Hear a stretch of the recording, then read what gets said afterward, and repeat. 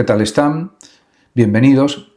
Mi nombre es José Manuel López García y les voy a leer mi artículo titulado Rorty y la revolución neopragmatista. ¿Y si la verdad no fuera un espejo de la realidad, sino una herramienta para vivir, conversar y transformar el mundo? Con esta provocadora pregunta puede comenzar una aproximación a Richard Rorty, 1931-2007, uno de los filósofos más influyentes de la segunda mitad del siglo XX y una de las figuras centrales del neopragmatismo. Su pensamiento cuestionó algunas de las certezas más arraigadas de la filosofía occidental: la existencia de fundamentos últimos del conocimiento, la posibilidad de representar objetivamente la realidad y la idea de que la filosofía debe descubrir verdades eternas. Nacido en Nueva York, Rorty recibió una sólida formación filosófica en la Universidad de Chicago y en Yale. Durante sus primeros años estuvo vinculado a la tradición analítica, pero progresivamente se distanció de sus presupuestos epistemológicos.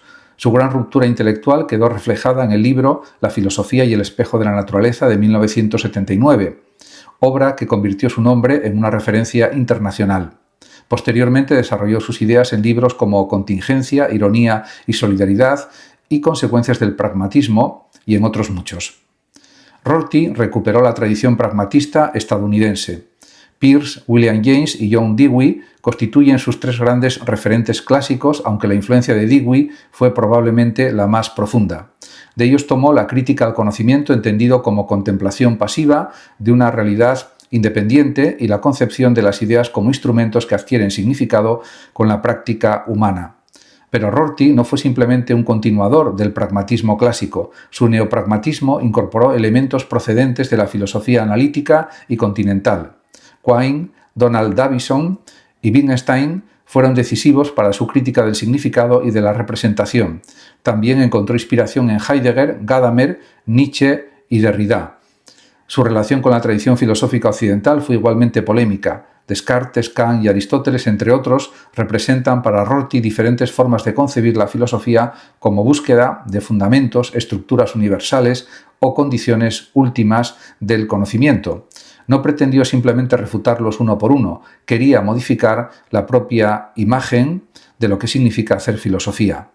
Rorty elabora una teoría del conocimiento sin fundamentos últimos. El núcleo de su epistemología es el antirrepresentacionismo. Rechaza la forma tradicional según la cual la mente sería un espejo capaz de reflejar correctamente la realidad. No considera que conocer consista en construir una representación interna que corresponda exactamente con un mundo exterior. Esto no significa que negara la realidad ni que sostuviera que todo sea arbitrario. Su planteamiento es más sutil. Nuestras creencias se justifican dentro de determinadas prácticas lingüísticas, históricas y sociales. La verdad deja de ser entendida como una correspondencia metafísica definitiva y pasa a relacionarse con los procesos de justificación, conversación y acuerdo entre seres humanos. Por eso Rorty sustituye la búsqueda de fundamentos absolutos por una concepción pragmática y conversacional del conocimiento. A mi juicio, esto introduce un cierto relativismo que no concuerda con la verdad y los hechos. Considera que no existe un punto de vista situado fuera de toda tradición desde el cual podamos contemplar la realidad tal como es en sí misma.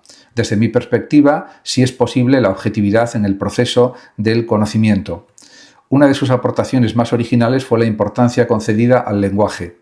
Para Rorty, nuestras descripciones del mundo no son fotografías neutrales de una realidad previamente organizada. Considera que los vocabularios que utilizamos condicionan lo que podemos decir, pensar, escribir y hacer. De ahí surge uno de sus conceptos fundamentales, la redescripción. Se puede definir como reinterpretar nuestras experiencias, nuestra identidad y la sociedad utilizando nuestros vocabularios. Cambiar la descripción puede modificar también nuestra relación con aquello que describimos.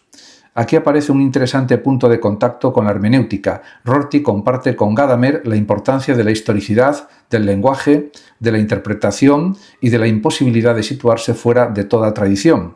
Sin embargo, no debe identificarse sin más su filosofía con la hermenéutica. Rorty utiliza elementos hermenéuticos dentro de su proyecto neopragmatista mucho más amplio. Su filosofía puede establecer importantes conexiones con formas contemporáneas de hermenéutica crítica, especialmente allí donde interpretar significa abrir nuevas posibilidades de comprensión y cuestionar vocabularios establecidos. La filosofía política de Rorty está relacionada con su concepción de la contingencia. En su libro Contingencia, Ironía y Solidaridad defiende la figura del liberal ironista, una persona que reconoce que sus convicciones fundamentales carecen de fundamento metafísico definitivo, pero que precisamente por ello permanece abierto a la revisión de sus propias creencias. Defendió el liberalismo democrático, los derechos humanos y la ampliación de la solidaridad. No pensaba que necesitáramos una teoría filosófica de la naturaleza humana para defenderlos. Bastaría con ampliar progresivamente nuestra capacidad de reconocer el sufrimiento ajeno y considerar a otras personas como miembros de nuestra comunidad ética. La solidaridad, por tanto, no sería una verdad descubierta por la razón, sino una conquista histórica y cultural. Su ética tampoco se apoya en principios universales e inmutables.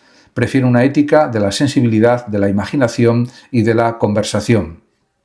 Rorty está convencido de que la literatura tiene una enorme importancia como forma de comprensión de la realidad humana. Podemos preguntarnos cómo lograr que sufran menos las personas.